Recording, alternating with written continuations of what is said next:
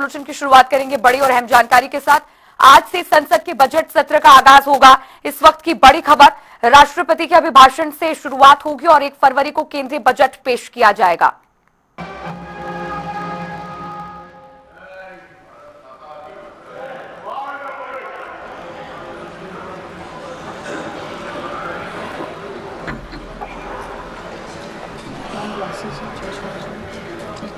ठीक है।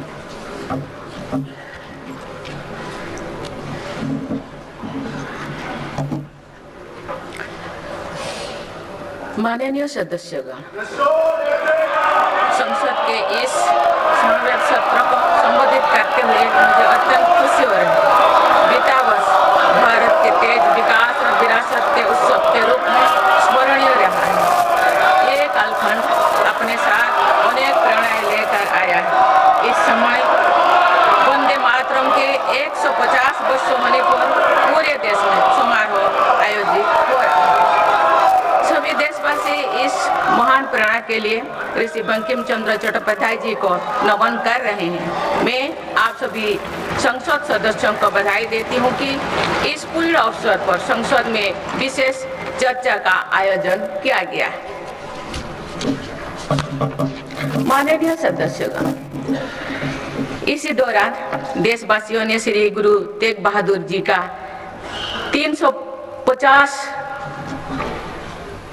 शहीद दिवस पर्व पूरी श्रद्धा के साथ मनाया। भगवान बिरसा मुंडा के 150 जन्म जयंती वर्ष के दौरान देश ने उन्हें श्रद्धांजलि दी और आदिवासी समाज के योगदान को याद किया। सरदार पटेल की 150वीं जन्म जयंती से जुड़े आयोजन ने एक भारत श्रेष्ठ भारत के भाव को मजबूत दी। सभी देशवासी इस बात के भी साक्षी बने कि कैसे भारत रत्न भूपेन हजारिका की जन्म शताब्दी के समारोह सूर और देश का एकता के भाव से भर दिया गया है। जब देशवासी अतीत के ऐसे महान पड़ावों और अपने पूर्वजों के महान योगदान को याद करते हैं तो नई पीढ़ी के प्रेरणा मिलती है। ये प्रेरणा विकसित भारत के और हमारी यात्रा के ओर गति देती है। माननीय सदस्यगण, वर्ष 2026 के साथ ही हमारे देश इस सदी के दूसरी पड़ाव पर पहुंच गया है। भारत के लिए सदी के पहले 25 वर्षों का समापन अनेक सफलताओं, गौरवशाली उपलब्धियों और असाधारण अनुभवों के साथ हुआ है। बीते 10-11 वर्षों में भारत ने हर क्षेत्र में अपनी नींव मजबूत की है। ये वर्ष 2047 तक विकसित भारत की तेज यात्रा का बहुत बड़ा आधार है। माननीय सदस्यगण, बाबा साहेब अम्बेडकर ने हमेशा समानता और सामाजिक न्याय पर जोर दिया है। हमारे संविधान भी हमें यही प्रेरणा देता है। सच्चा सामाजिक न्याय यानी देश के हर नागरिक को उसका पूरा हक मिले, बिना किसी भेदभाव से मिले। मेरी सरकार सच्ची सामाजिक न्याय के लिए समर्पित है और इसी का नतीजा है कि पिछले एक दशक में 25 करोड़ देशवासी गरीबी को हराकर गरीबी से बाहर निकल गए। सरकार के तीसरे कार्यकाल में गरीबों को सशक्त करने के लिए अभियान और तेजी से आगे बढ़ा है।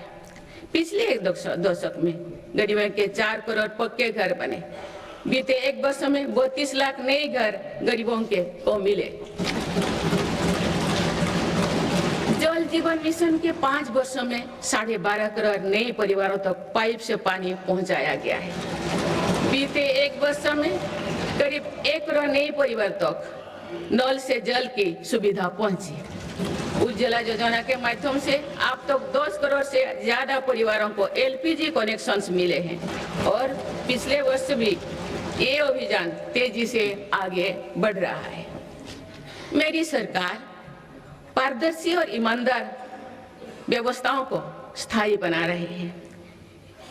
इसी एक वर्ष में सरकार ने 7 लाख करोड़ रुपए से अधिक लाभ DBT के माध्यम से सीधे लाभार्थियों को पहुंचाया।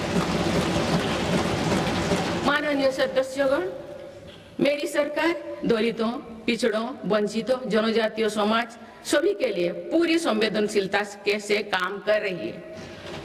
सबका साथ सबका विकास का विजन देश के हर नागरिक के जीवन में सकारात्मक प्रभाव ला रहे हैं। वर्ष 2014 की शुरुआत में सिर्फ 25 करोड़ नागरिकों तक की सोशल सिक्योरिटी की योजनाएं पहुंच पाती थी। सरकार के प्रयासों में निरंतरता की वजह से आज करीब 95 करोड़ भारतीयों को सोशल सिक्योरिटी का कवच मिला है। गरीब मरीजों के लिए प्रारंभ की गई आयुष्मान भारत योजना से बीते वर्ष तक देश भर के अस्पतालों में 11 करोड़ से अधिक मुफ्त इलाज किए जा चुके हैं। इस योजना के तहत बीते वर्ष 2.5 करोड़ गरीबों के मुफ्त इलाज मिला है। बीते लगभग 1.5 वर्षों में करीब 1 करोड़ बुजुर्गों को वय वंदना कार्ड जारी किए गए हैं। इनकी मदद से करीब 8 लाख बुजुर्गों ने अस्पतालों में भर्ती रहते हुए अपना मुफ्त इलाज कराया है। आज देश में बने 1,80,000 आयुष्मान आरोग्य मंदिर की वजह से मरीजों को घर के पास इलाज मिलना सुनिश्चित हुआ है। मेरी सरकार ने बड़ी बीमारियों के खिलाफ निर्णायक लड़ाई लड़ी है। सिकल सेल एनीमिया उन्मूलन मिशन में 6.5 करोड़ से अधिक नागरिकों का स्क्रीनिंग की गई है। इससे कई जनजातीय इलाकों में इस बीमारी को रोकने में मदद मिली है। मिशन मोड में चलाए जाए गए अभियानों के कारण जापानी इंसेफेलाइटिस जैसे बीमारियों पर प्रभावी नियंत्रण पाया गया है। उत्तर प्रदेश के कई पिछड़े इलाके ग्रामीण क्षेत्रों में इस रोग की प्रभावी रोकथाम सुनिश्चित हुई है। ये गर्व की बात है कि विश्व स्वास्थ्य संगठन में भारत को आंखों का संक्रमण ट्राइकोमा से मुक्त घोषित कर दिया है। मेरी सरकार हर नागरिक को बीमा सुरक्षा देने के लिए भी प्रतिबद्ध है। प्रधानमंत्री जीवन ज्योति बीमा योजना और पीएम सुरक्षा बीमा योजना की इसमें बड़ी भूमिका है। इन योजनाओं से करोड़ों जरूरतमंद नागरिकों को बीमा कवरेज मिला है। इनके तहत 24,000 करोड़ रुपया से अधिक का क्लेम भी दिया गया है। ये योजना संकट के समय करोड़ों गरीबों का संबल बनी है। माननीय सदस्यगण, मुझे ये देखकर संतोष है कि आज देश के युवा, किसान, श्रमिक और उद्यमी विकसित भारत के निर्माण में अपनी भूमिका का लगातार विस्तार कर रहे हैं। बीते वर्ष के उत्साहवर्धक आंकड़े इसका प्रमाण है। पिछले वर्ष में भारत ने रिकॉर्ड 350 मिलियन टन से ज्यादा खाद्यान्नों का उत्पन्न हुआ है। 150 मिलियन टन उत्पादन के साथ भारत दुनिया का सबसे बड़ा चावल उत्पादन देश बन गया है। हमारा देश विश्व का दूसरे सबसे बड़ा मछली उत्पादन देश भी बना है। ये ब्लू इकोनॉमी में देश की सफलता को दिखाता है। दूध उत्पादन क्षेत्र में भी भारत दुनिया के सबसे सफल देश के रूप में जाना जाता है। एक सहकारिता आंदोलन की मजबूती का परिणाम है। देश के मैन्युफैक्चरिंग सेक्टर में भी इस दौरान रिकॉर्ड ग्रोथ दर्ज किया है। मोबाइल मैन्युफैक्चरिंग जैसे फील्ड में भारत अब दुनिया का दूसरे सबसे बड़ा देश बन गया है। 2025-26 के पहले 5 महीने में भारत का स्मार्टफोन एक्सपोर्ट 1 लाख करोड़ रुपया के पार हो गया था। इस साल भारत ने 100 से अधिक देशों के को इलेक्ट्रिक व्हीकल का निर्यात शुरू किया। माननीय सदस्यगण, मेरी सरकार भ्रष्टाचार और घोटाला से मुक्त व्यवस्था का निर्माण करने में सफल हो रहा है। इससे करदाताओं की एक पाई देश के विकास और जन कल्याण से खर्च हो रही है। भारत आज आधुनिक इंफ्रास्ट्रक्चर पर अभूतपूर्व निवेश कर रहा है। जल, थल, नभ हर क्षेत्र में भारत की तेज गति आज विश्व में चर्चा का विषय है। अटल जी के समय पीएम ग्रामीण सड़क योजना शुरू हुई थी। बीते 1 वर्ष में भारत ने लगभग 18,000 किलोमीटर नई ग्रामीण सड़कें जोड़ी है।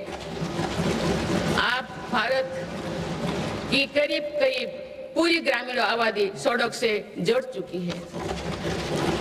गरीब तथा मध्यम वर्ग की सेवा में लगी भारतीय रेल तेजी से 100% इलेक्ट्रिफिकेशन के लक्ष्य के प्रति आगे बढ़ रही है।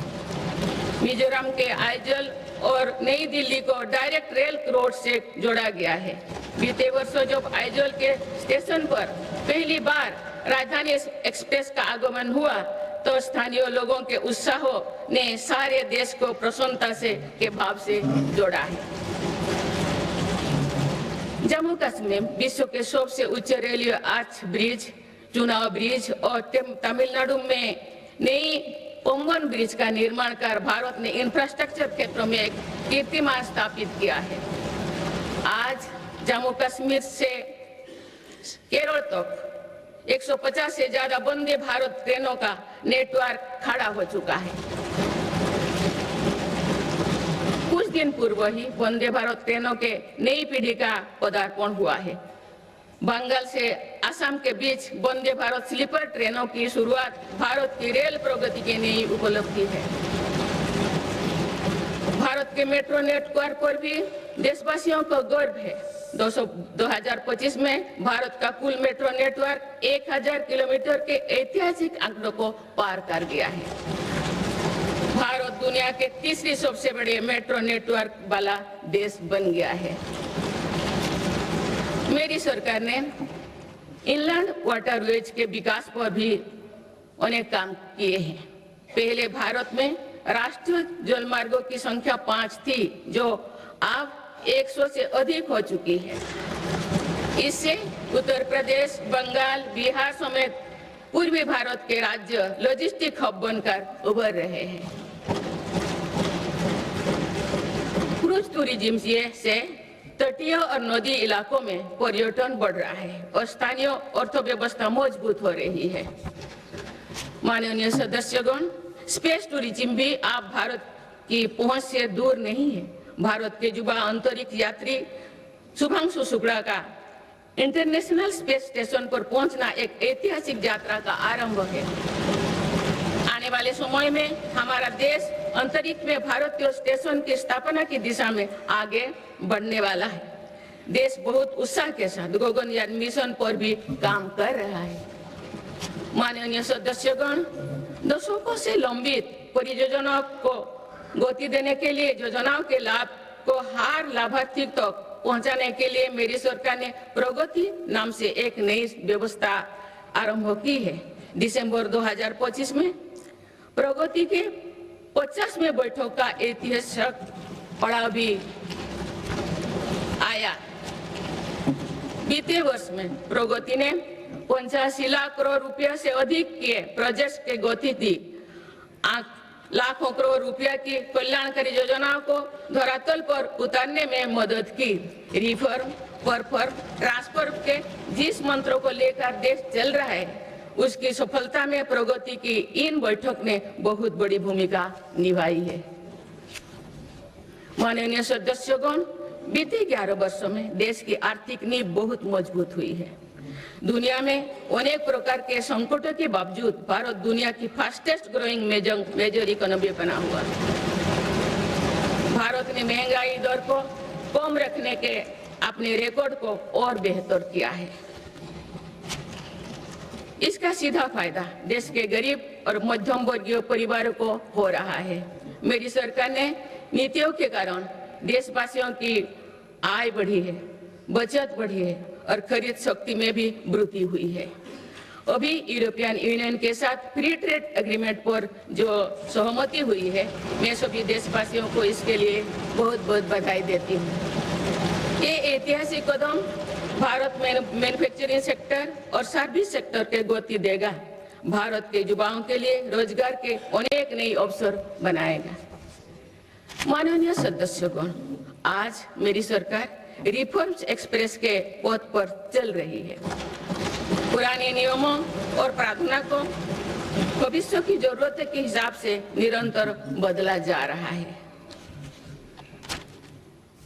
सभी ने देखा है कि कैसे जीएसटी में ऐतिहासिक नेक्स्ट जनरेशन रिफॉर्म ने देशवासियों का उत्साह से भर दिया। इस रिफॉर्म के कारण देशवासियों को 1 लाख करोड़ रुपए की बचत सुनिश्चित हुई। जीएसटी में कटौती के बाद वर्ष 2025 में 2 व्हीलर का रजिस्ट्रेशन 2 करोड़ से पार कर गया है। ये अपने आप में नया रिकॉर्ड है। इनकम टैक्स कानून भी अब नए स्वरूप में सामने आया है। 12 लाख रुपया तक की आय पर टैक्स जीरो करने का ऐतिहासिक फैसला लिया गया है। ऐसे रिफॉर्म से गरीब और मध्यम वर्ग परिवारों को अभूतपूर्व फायदा हो रहा है। इससे देश की अर्थव्यवस्था को भी नई गति मिली है। माननीय सदस्यगण, देश में अनेक नए सेक्टर्स के उदय के साथ ही श्रमिकों के हितों को सुरक्षित करना भी उतना ही आवश्यक है। नई श्रमिक कानून लागू करने के पीछे भी ये उद्देश्य है। लंबे समय से देश के श्रम शक्ति दर्जनों कानूनों में उलझे हुए थे। इसको आप सिर्फ 4 कोड में सीमित किया गया है।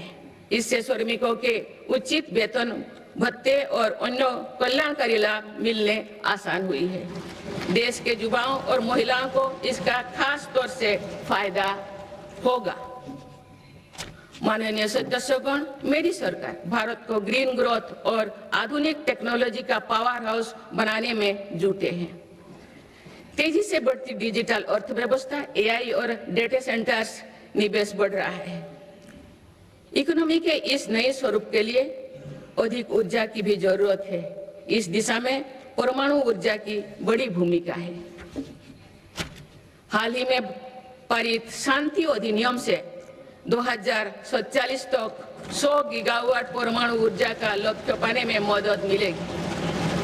इस ऐतिहासिक रिफॉर्म के लिए मैं आप सभी का बहुत बहुत अभिनंदन करती हूँ। न्यूक्लियर के अलावा भारत सोलर पावर सेक्टर में तेजी से आगे बढ़ रहा है।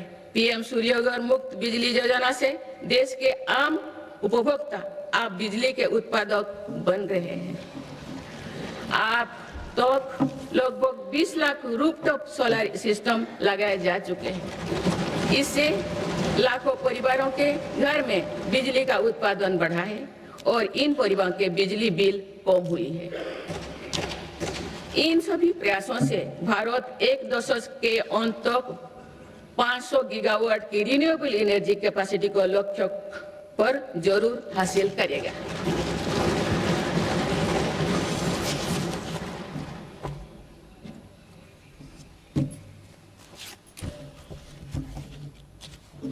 माननीय सदस्यगण, किसी भी न्याय व्यवस्था की वास्तविक सफलता इस बात से तय होती है कि उसके कानून नागरिकों से भय का नहीं बल्कि सुरक्षा, सुविधा एवं सशक्तिकरण का भाव पैदा करे।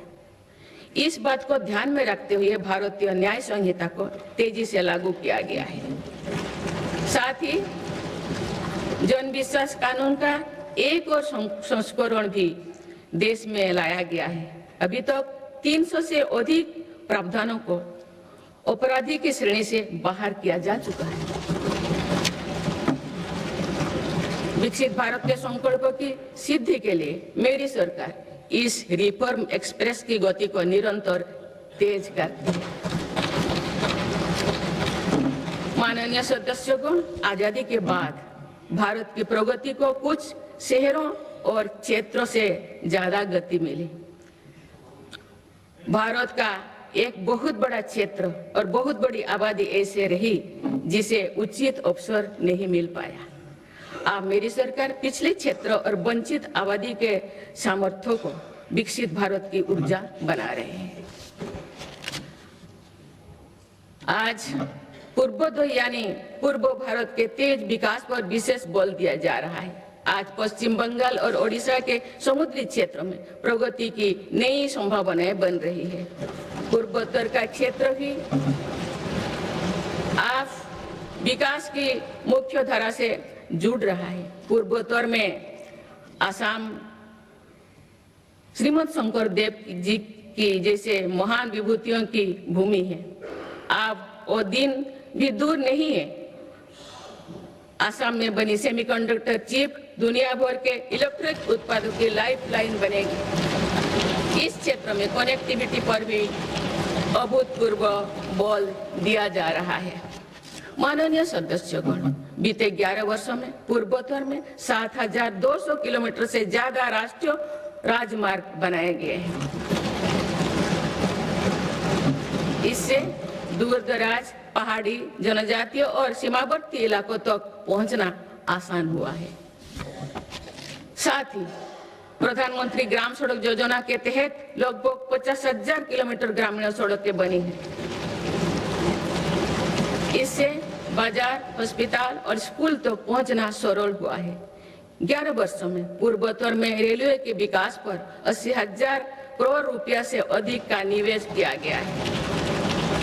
अरुणाचल प्रदेश, त्रिपुरा और मिजोरम, इन तीनों राज्यों की राजधानियों अब ब्रॉड गेज रेल लाइन से जुड़ चुकी है। इससे इन इलाकों में आर्थिक प्रगति, रोजगार और पर्यटन उद्योग के लिए नई द्वार खुले। साथ साथ पूर्वोत्तर की आरोग्य और सुरक्षा के लिए भी ये दशक निर्णय का दशक रहा है। ईटानगर में स्टेट कैंसर इंस्टीट्यूट और असम के शिवसागर में मेडिकल कॉलेज बनने से लाखों परिवारों को इलाज में मदद मिलेगी। सिक्किम के सिच्चे में मेडिकल कॉलेज और अगरतला में महिलाओं और बच्चों का अस्पताल बनने से भी बड़ी सुविधा होगी। इस तरह के प्रयासों से पूर्वोत्तर में एक बड़ा हेल्थ इंफ्रास्ट्रक्चर तैयार हो रहा है। माननीय सदस्यगण, जो पिछड़ा हो वो मेरी सरकार की प्राथमिकता है। पीएम जनमन योजना, पीएम जनमन योजना आदिवासियों में भी सबसे पिछड़े जनजातियों की 20,000 से ज्यादा गांवों को विकास से जोड़ा जा रहा है। इन गांवों में गरीबों के करीब 2.5 लाख घर इसी योजना के माध्यम से बने हैं। धरती आबा जनजातियों ग्राम उत्कर्ष अभियान से भी आदिवासी क्षेत्रों में विकास को अभूतपूर्व गति मिल रही है। इन दोनों योजनाओं पर सरकार पिछले 11 वर्षों में अनुसूचित जाति के लाखों छात्रों को 42,000 करोड़ रुपए से अधिक की पोस्ट मैट्रिक छात्रवृत्ति दी गई है। इससे करीब 5,000 विद्यार्थियों को लाभ हुआ है। 5 करोड़ विद्यार्थियों को लाभ हुआ है। आदिवासी क्षेत्रों में सरकार ने 400 से अधिक एकलव्य आदर्श आवासीय विद्यालय भी खोले हैं। इनमें जनजातीय बच्चों को अच्छी शिक्षा और बेहतर भविष्य मिल रहा है। माननीय सदस्यगण, कृषि का महत्व समझाते हुए संत तिरुवल्लुवर ने कहा था कि समाज के लोग चाहे जिस भी काम से जुड़े हो, हर व्यक्ति का जीवन एक मेहनती किसान के परिश्रम पर निर्भर होता है। इसलिए मेरी सरकार खुशहाल किसान को विकसित भारत की पहली प्राथमिकता के रूप में देखती है। इसी भावना के साथ सरकार ने पीएम किसान सम्मान निधि जैसे योजना को शुरू किए हैं। अब तो इस योजना से किसानों को 4 लाख करोड़ रुपया से अधिक राशि सीधे उनके खाता में भेजी गई है। मेरी सरकार की सही नीतियों और प्रयासों से आज देश के कृषि उत्पादन तेजी से बढ़ रहा है। वर्ष 2024-25 में खाद्यान्न और बागवानी की फसलों में रिकॉर्ड उत्पादन हुआ है। सरकार इन फसलों का भी उत्पादन बढ़ाने के लिए काम कर रही है, जिसमें अभी तक हमारा कृषि क्षेत्र पीछे था। सरकार की मंशा है कि इससे कृषि उत्पादकों का आयात भी कम हो। खाद्य तेल, तिलहन और दलहन से जुड़े नेशनल मिशन के कारण इन क्षेत्रों में देश आत्मनिर्भरता की ओर बढ़ रहा है। इसके बल पर 2024-25 में देश में ऑयल सीड फसलों का उत्पादन भी बढ़ा है।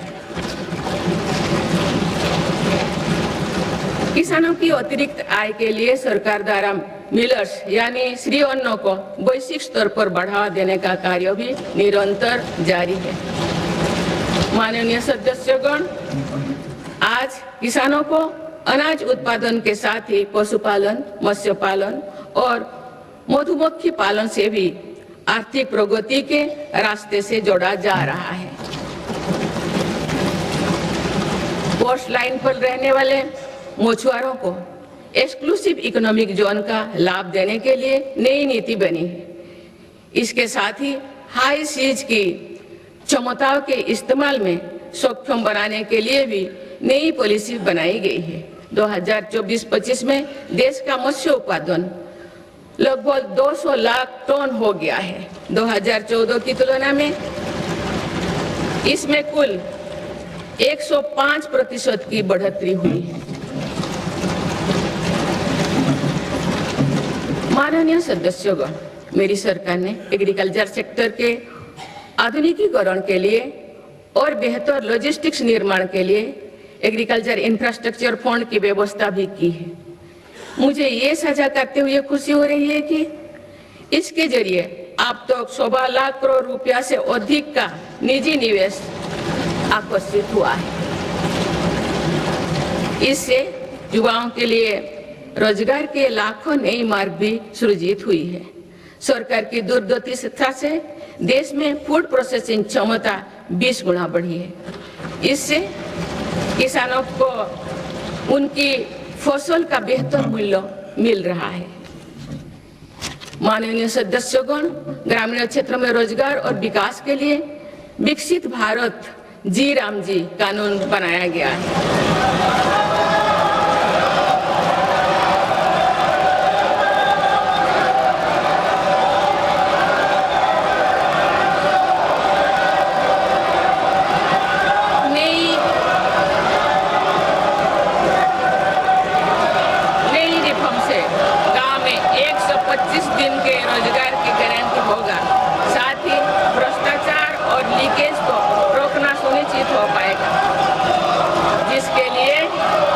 सरकार ने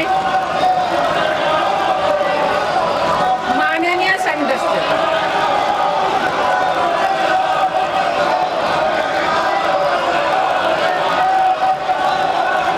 आप इस योजना से गांव के विकास को नई गति मिलेगी और किसान, पशुपालन और मछुआरे साथियों के लिए नई सुविधाएं निर्मित होगी।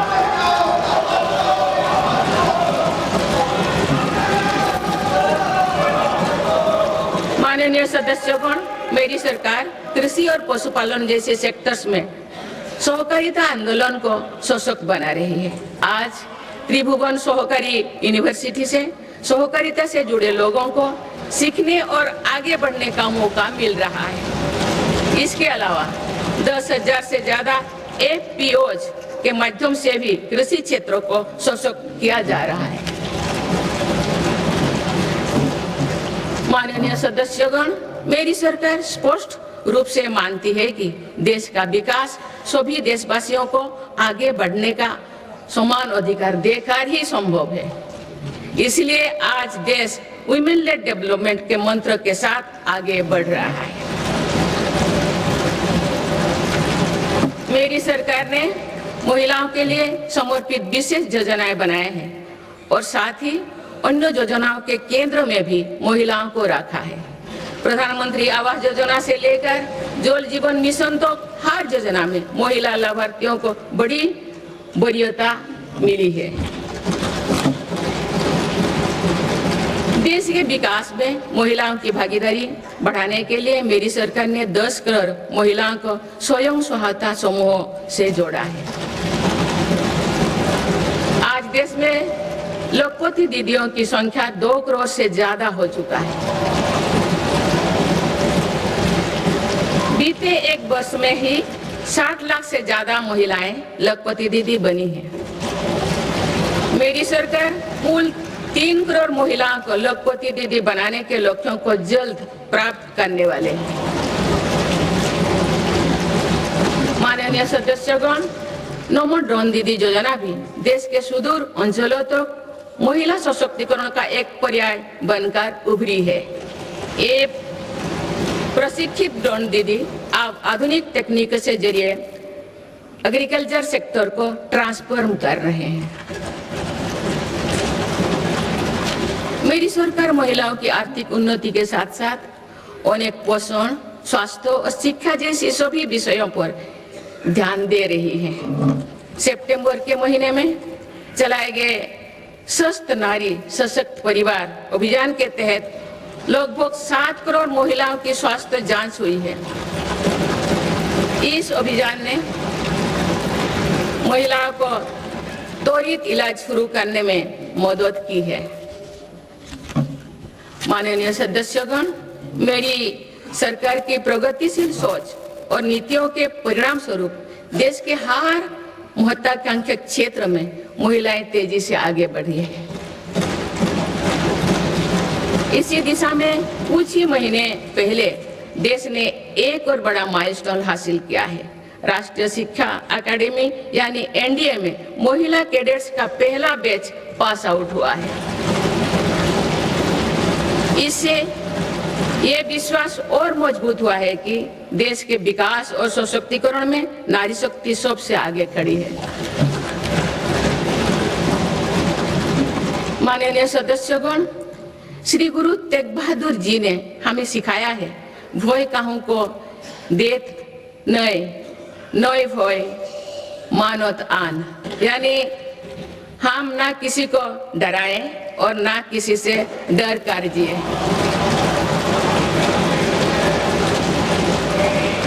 इसी निडर मन से, इसी भावना से देश की सुरक्षा सुनिश्चित कर सकते हैं।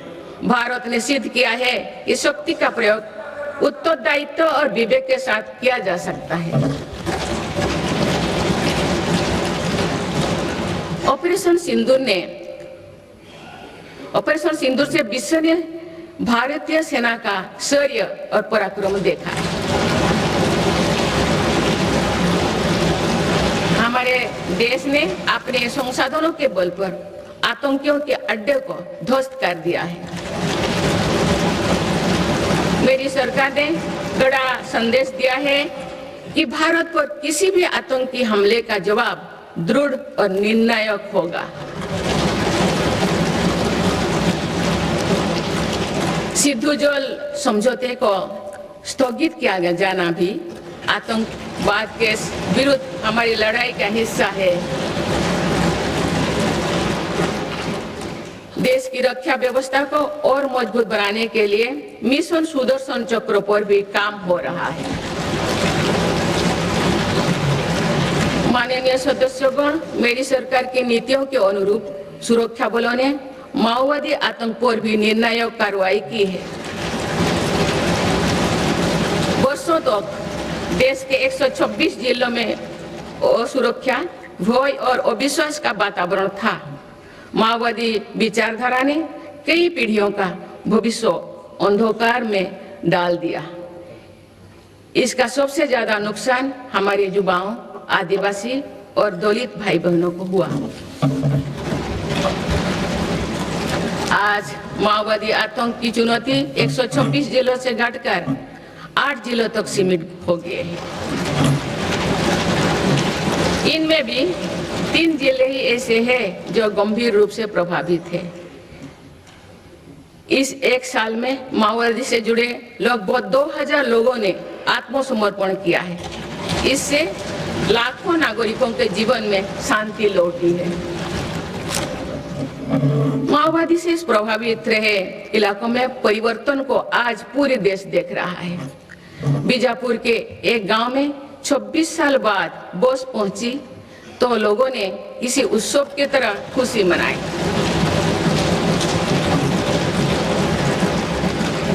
बस्तर ओलंपिक में युवा बढ़ चढ़कर हिस्सा ले रहे हैं। हथियार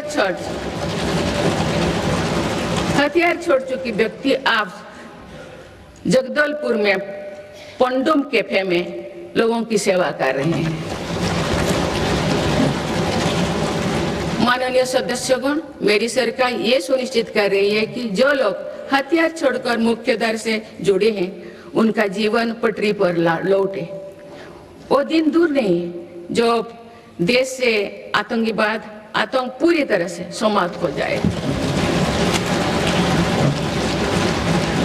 माननीय सदस्यगण, गुरुदेव रविंद्रनाथ टैगोर ने कहा था कि आजादी तब तक अधूरी है जब तक आत्मनिर्भरता का जीवन ना जिया जाए। मेरी सरकार भारत को आत्मनिर्भर बनाने की दिशा में निरंतर और ठोस प्रयास कर रहे हैं। आज मेक इन इंडिया के विजन के साथ बने उत्पाद दुनिया के अलग अलग बाजारों तक पहुंच रही है। स्वदेशी को लेकर भी देशवासियों में बहुत उत्साह है। माननीय सदस्यगण, पीएलआई योजना से अभी तक लगभग 2 लाख करोड़ रुपया का निवेश आकर्षित हुआ है। साथ ही 17 लाख करोड़ रुपए से अधिक का उत्पादन हुआ है। भारत का इलेक्ट्रॉनिक सेक्टर अभूतपूर्व गति से विकास कर रहा है। बीते 11 वर्षों में इलेक्ट्रॉनिक्स प्रोडक्शन में 6 गुना वृद्धि हुई है। आज ये 11 लाख करोड़ रुपया का हो चुका है। वर्ष 2025 में भारत का डिफेंस प्रोडक्शन 1.5 लाख करोड़ रुपया से पार हो चुका है और डिफेंस एक्सपोर्ट भी रिकॉर्ड 23,000 करोड़ रुपया से ऊपर चल गया है। ऑपरेशन सिंदूर के बाद made in India defence platform पर भरोसा मजबूत हुआ है। माननीय सदस्यगण, निवेश और निर्यात के मामले में भारत की वैश्विक हिस्सेदारी निरंतर बढ़ रही है। बीते 11 वर्षों में भारत में लगभग $750 बिलियन का एफडीआई आया है। मेरी सरकार भारत में नई सेक्टर्स को प्रोत्साहित दे रही है। आधुनिक मैन्युफैक्चरिंग और भविष्य की टेक्नोलॉजी के लिए माइक्रोचिप में आत्मनिर्भरता बहुत आवश्यक है। वर्ष 2025 में 4 और सेमीकंडक्टर मैन्युफैक्चरिंग यूनिट को मंजूरी दी गई है। भारत में 10 ऐसे फैक्ट्रियां आने वाले समय में अपना काम शुरू करने वाली है। भारत अब नानो चिप निर्माण के लिए भी बड़े कदम उठा रहे हैं। माननीय सदस्यगण, चिप के अलावा एक और बहुत बड़ा क्षेत्र है जिसको लेकर मेरी सरकार ने मिशन मोड पर काम शुरू किया है। राष्ट्रीय क्रिटिकल मिनरल्स मिशन से जरूरी मिनरल के लिए विदेशों पर निर्भरता को कम किया जा रहा है। माननीय सदस्यगण, अतीत में भारत समुद्री व्यापार की एक महाशक्ति हुआ करता था, लेकिन गुलामी के बाद दशकों की उपेक्षा के कारण आज भारत का 95% व्यापार विदेशी जहाजों पर होता है। इस पर हर वर्ष 6 लाख करोड़ रुपया से अधिक खर्च होते हैं। मेरी सरकार इस स्थिति से देश को बाहर निकालने में जुटी है।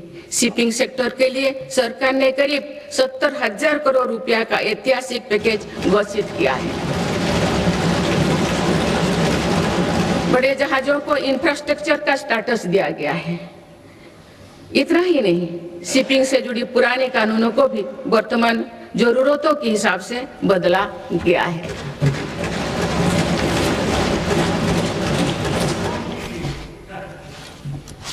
माननीय सदस्यगण, केरल के महान संत श्री नारायण गुरु कहते थे, शिक्षा से ज्ञान प्राप्त करो और संगठन से शक्तिशाली बनो। क्योंकि एक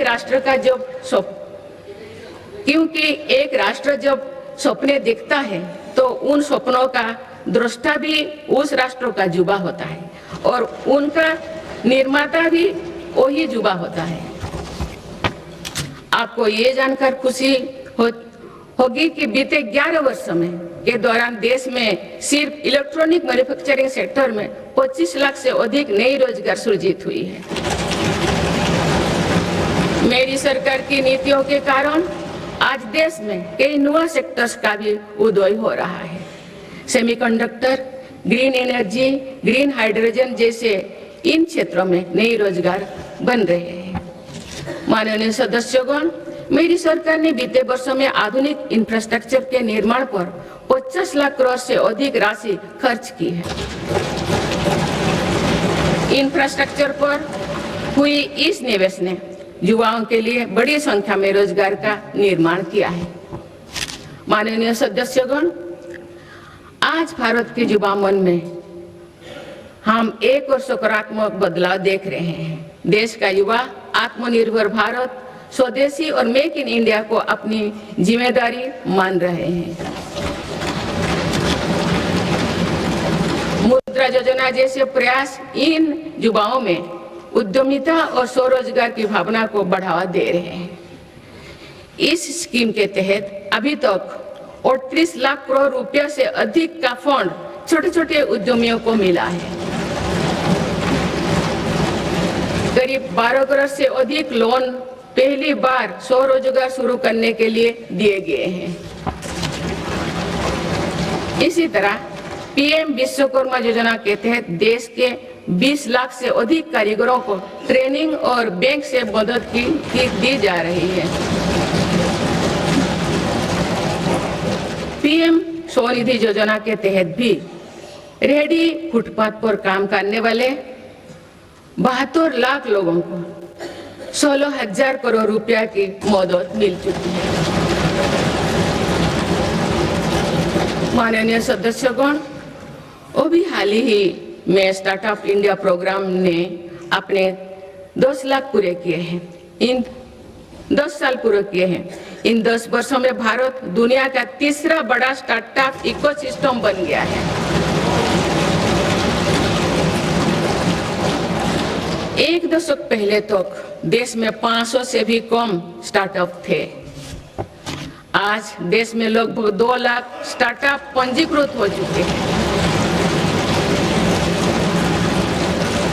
पिछले साल ही करीब 50,000 नए स्टार्टअप्स पंजीकृत हुई है। हमारे स्टार्टअप नेटवर्क में 20 लाख से अधिक युवा काम कर रहे हैं। इन स्टार्टअप्स में से 45% में कम से कम एक डायरेक्टर महिला है। माननीय सदस्यगण, बीते एक वर्ष में विभिन्न रोजगार मेले के माध्यम से मेरी सरकार ने लाखों युवाओं को पक्की नौकरी दी है। प्राइवेट सेक्टर में भी 1 लाख करोड़ रुपए के बजट की प्रधानमंत्री विकसित भारत रोजगार योजना लागू की गई है। इसके तहत 3.5 करोड़ नए रोजगार सृजित किए जा रहे हैं। मेरी सरकार के प्रयासों से आईटी सर्विस, इलेक्ट्रॉनिक्स मैन्युफैक्चरिंग और ग्लोबल कैपेबिलिटी सेंटर्स में भी 1 करोड़ से अधिक युवाओं को रोजगार मिला है। माननीय सदस्यगण, बीते वर्ष देश में 1 लाख से ज्यादा मोबाइल टावर्स के जरिए 4G और 5G नेटवर्क को देश के कोने कोने तक पहुंचाया गया है। डिजिटल इंडिया के विस्तार ने भारत को हजारों करोड़ की क्रिएटिव इकोनॉमी के एक बड़े ग्लोबल सेंटर के रूप में पहुंचाना दी गई है। क्रिएटिव इकोनॉमी को और गति देने के लिए मेरी सरकार ने वेब्स का नया प्लेटफॉर्म भी बनाया है।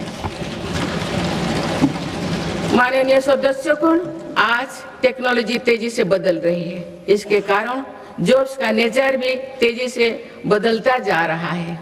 इसीलिए नेशनल एजुकेशन पॉलिसी को वर्तमान और भविष्य की जरूरतों के हिसाब से तैयार किया गया है।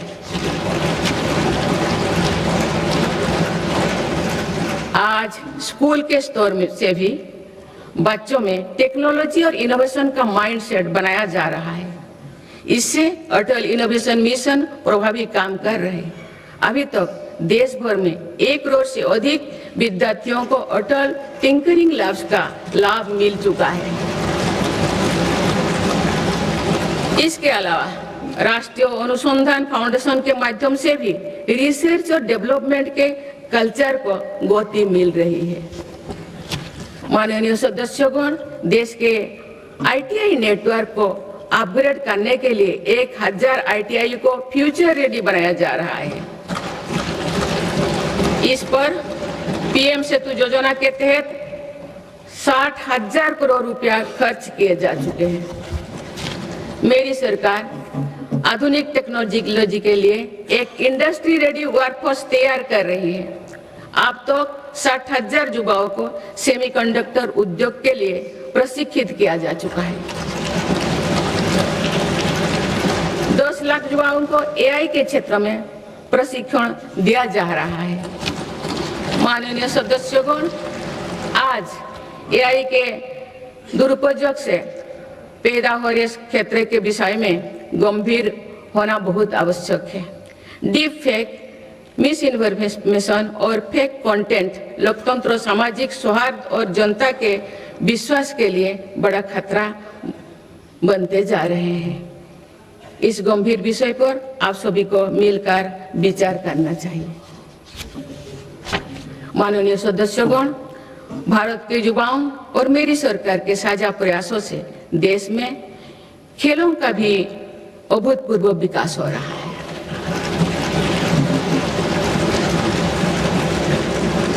जिस प्रकार हमारे बेटियों का और हमारे दिव्यांग साथियों का प्रदर्शन हो रहा है वो शानदार है। भारत की महिला क्रिकेट टीम ने पहली बार विश्व कप जीता है।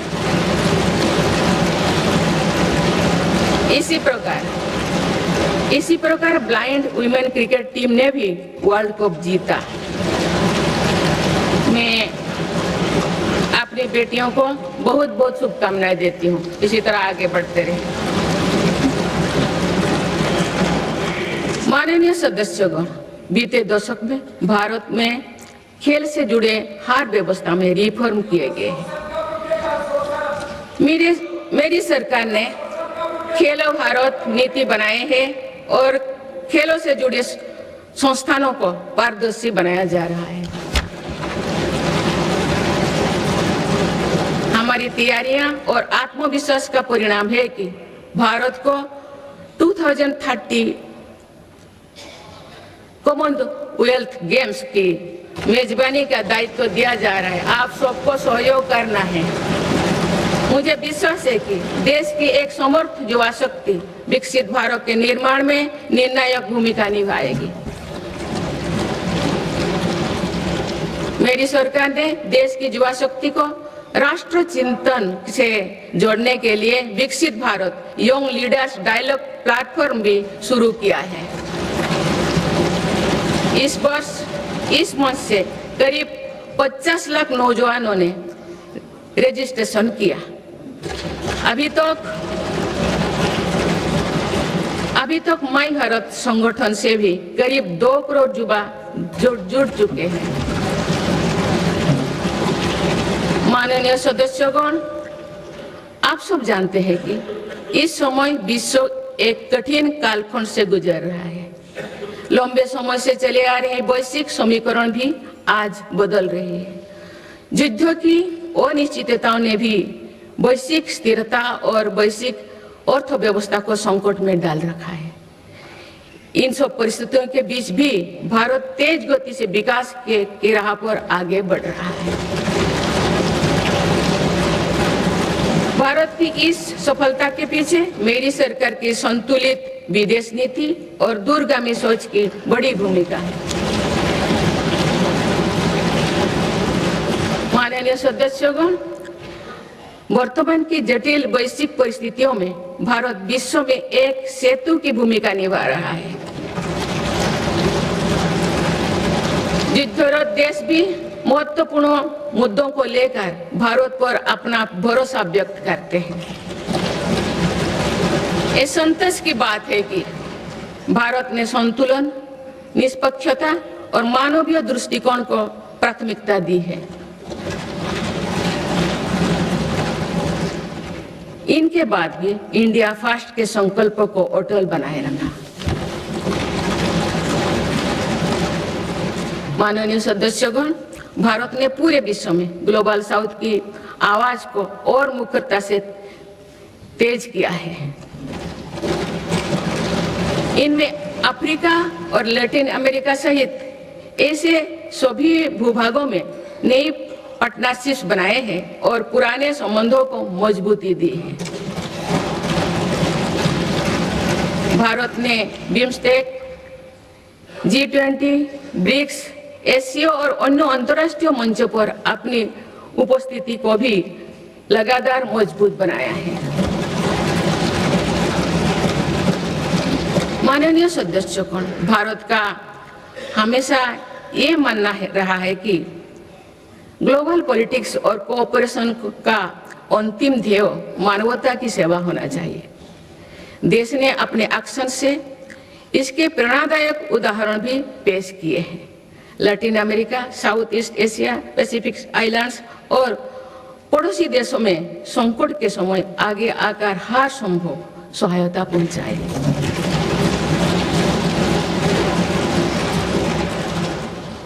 नवंबर 2025 में श्रीलंका में साइक्लोन दितवाह के दौरान मेरी सरकार ने ऑपरेशन सागर बंधु चलाया है। हमारे देश ने म्यांमार और अफगानिस्तान में भी फास्ट रेस्पॉन्डर की भूमिका निभाई है। माननीय सदस्यगण, भारत अपनी व्यापक भूमिका और सकारात्मक सक्रियता के साथ आज कई वैश्विक संगठनों में बड़ी जिम्मेदारियां निभा रहे हैं। इस साल ब्रिक्स की अध्यक्षता भारत के पास है और दुनिया इसे सकारात्मक दृष्टि से देख रही है।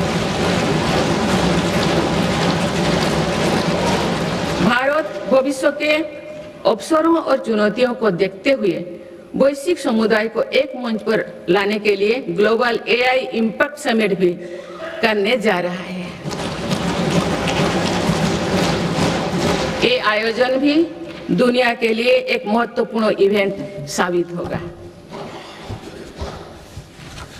माननीय सदस्यगण, विकसित भारत के लक्ष्य तक पहुंचने के लिए जितना महत्व आधुनिक विकास को देना है, उतना ही महत्व अपने राष्ट्रीय आत्मसम्मान और सांस्कृतिक स्वाभिमान को भी देना है।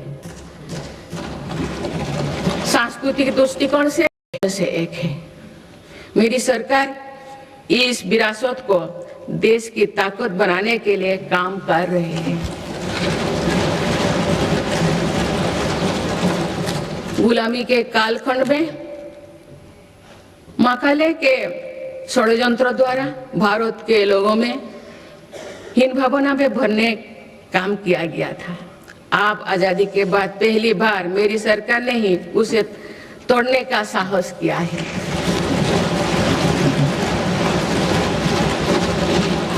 माननीय सदस्यगण, आज देश अपनी सांस्कृतिक धरोहर को सहेजने और संवारने के लिए हर मोर्चों पर काम कर रहा है। इसी दिशा में मेरी सरकार के प्रयासों से 100 वर्षों बाद भगवान बुद्ध के पवित्र अवशेष वापस भारत लौटे।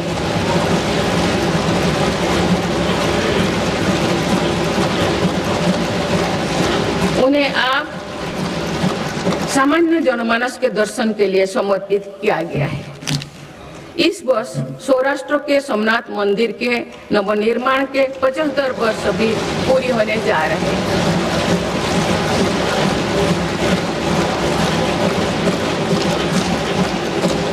सोमनाथ मंदिर पर हुए आक्रमण के बाद 1000 वर्षों की यात्रा भारत की धार्मिक निष्ठा, समानता संस्कृति और चिरस्थायी का प्रतीक है। इस अवसर पर जिस उत्साह से देश भर के लोगों ने सोमनाथ स्वाभिमान पर्व में हिस्सा लिए हैं, वो अतुलनीय है।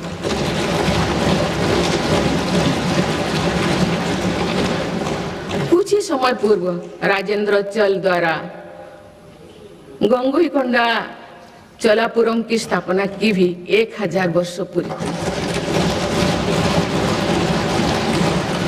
इस अवसर ने भी करोड़ों देशवासियों को अपनी अतीत को गर्व करने का मौका दिया गया है।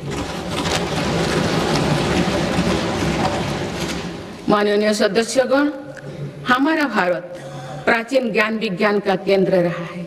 ये ज्ञान विज्ञान प्राचीन पांडुलिपियों के रूप में हजारों वर्षों से पीढ़ी दर पीढ़ी सुरक्षित होता आया, परंतु विदेशी आक्रमणों और आजादी के बाद की उपेक्षा के कारण इस संपदा को बड़ा नुकसान हुआ है।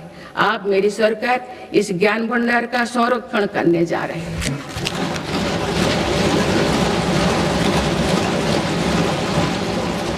ज्ञान भारतम अभियान के माध्यम से देश भर के प्राचीन पांडुलिपियों के डिजिटलीकरण का काम शुरू किया गया है।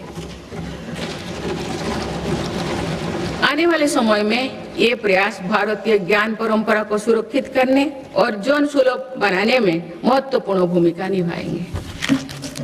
माननीय सदस्यगण, मेरी सरकार देश की आदिवासी विरासत को संरक्षित करने के लिए आदिवासी म्यूजियम भी बनवा रहे हैं। इसी क्रम में हाल ही में छत्तीसगढ़ में शहीद वीर नारायण सिंह आदिवासी स्वतंत्रता संग्राम सेनानी संग्रहालय को लोकार्पित किया गया है। मुझे एक कहते हुए प्रसन्नता हो रही है कि मेरे सरकार ने देश के संविधान का संताली भाषा में अनुवाद करवाया है और आदिवासी समाज का गौरव बढ़ाया है। माननीय सदस्यगण, जब हम अपने परंपराओं और संस्कृति का सम्मान करते हैं तो विश्व भी उसका सम्मान करता है। पिछले साल यूनेस्को ने हमारे पर्व दीपावली को अपनी intangible cultural heritage of humanity की लिस्ट में शामिल किया है। दीपावली की पूरी दुनिया में बढ़ती लोकप्रियता के साथ ही यूनेस्को द्वारा उसका रिकॉग्निशन हम सब भारतीयों के लिए गर्व की बात है। माननीय सदस्यगण, विभिन्न मतों, अलग अलग विचारों के बीच ये सर्वमान्य है कि राष्ट्र से बड़ा कुछ नहीं है। पूज्य महात्मा गांधी, नेहरू जी, बाबा साहेब, सरदार पटेल, जेपी जी, लोहिया जी, पंडित दीनदयाल उपाध्याय, अटल जी सभी इसी विचार के रहे हैं कि लोकतंत्र में विषय पर भेदभाव होना स्वाभाविक है, लेकिन कुछ विषय मतभेदों से परे होना चाहिए।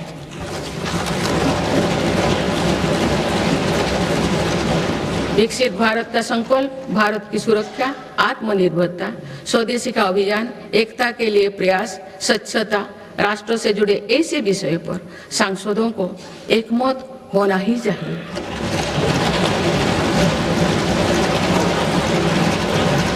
हमारे संविधान की भावना भी यही है। इसीलिए मेरा आज आप सभी से आग्रह है कि हर सांसद राष्ट्रहित के विषय पर एकमत होकर देश की प्रगति का हिस्सा बनकर चर्चा करें, देश की प्रगति में नई ऊर्जा भरे। माननीय संसदगण, आज सभी देशवासी देख रहे हैं कि भारत अपने भविष्य के एक महत्वपूर्ण पड़ाव पर है। आज जो निर्णय लिए जा रहे हैं इसका प्रभाव आने वाले वर्षों में दिखाई देगा। विकसित भारत का लक्ष्य भी किसी एक सरकार या एक पीढ़ी तक सीमित नहीं है, ये एक सतत यात्रा है। इस यात्रा में हम सभी के प्रयास, अनुशासन और निरंतरता का महत्व है। आने वाले समय में देश की प्रगति हमारी सामूहिक संकल्पों से ही होगा। मुझे विश्वास है कि संसद, सरकार और नागरिक तीनों मिलकर विकसित भारत के संकल्प को सिद्ध करेंगे।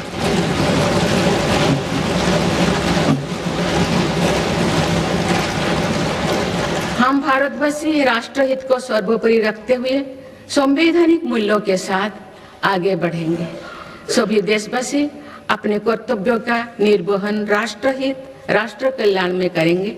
इसी विश्वास के साथ मैं सभी सांसदों को एक सफल और सार्थक सत्र के लिए बहुत बहुत शुभकामनाएं देती हूँ। धन्यवाद। जय हिंद, जय भारत।